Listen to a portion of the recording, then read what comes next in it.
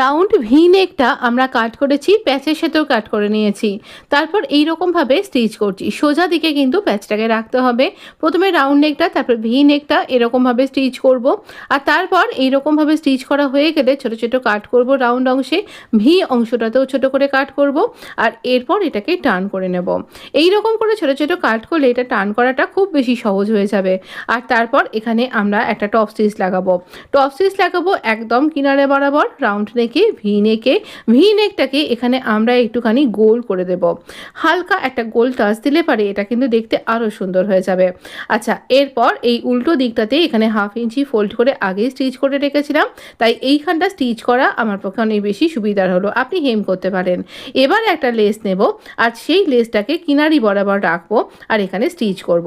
কিন্তু যখন আমরা ভি অংশটায় আসবো তখন এরকম ফোল্ড করে এইরকমভাবে ভি অংশ এরকম করে স্টিচ না করে একটু গোল্ড করে ইউ মতন শেপ করে আমরা এই রাউন্ড ভি নেকটাকে তৈরি করব। এই নেকটার এইটাই কিন্তু কমপ্লিট লুক নয়। কমপ্লিট লুকটা আপনি এরপর দেখতে পাবেন। অ্যাটাচেবল ভিডিওতে গেলে পুরো ভিডিওটা স্লিভ ডিজাইন সহ